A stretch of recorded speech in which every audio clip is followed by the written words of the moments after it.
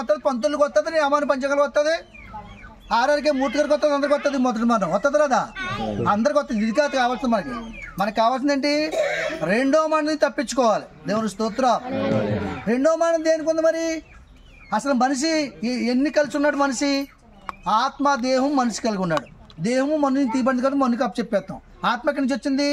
దేవుని దగ్గర నుంచి వచ్చింది. దేవుని దగ్గరికి చేరుకోవాలి అది కదా.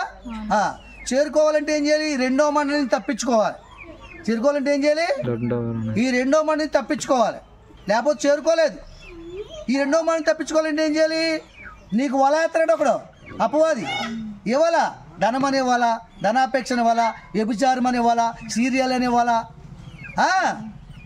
ఏంటి ఆస్తుల దగ్గర గొడవలు అనే వల. ఈ వల్ల వేసి ఒకరినొకరు నరుక్కున్నట్టుగా చంపేస్తాడు. అర్థమవుతుందా?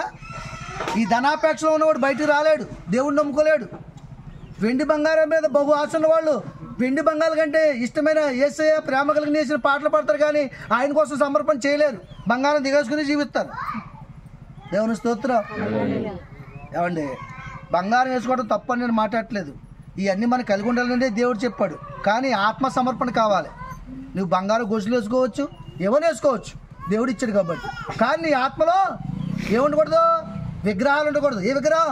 ధనాపేక్ష, శరీరాశ, లోకాశ, నేత్రాశ, జీవకుడంబం, ఇవన్నీ విగ్రహాలే.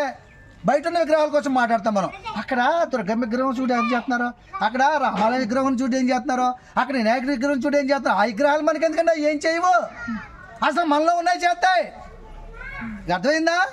మీలో ఉన్న పగానే విగ్రహం ఉందనుకోండి, నీ అన్నదమ్ముల సైతం నరికేమని చెప్తుంది. నువ్వు నరకపోతే అది ఎట్టేస్తుంది మనుషులు డబ్బులు ఇచ్చి. అదే జరుగుతుంది సీరియల్లో. మొన్న ఒక వార్తల్లో రోల్ జరుగుతుంది వార్తల్లో మాట చూసాను నేను.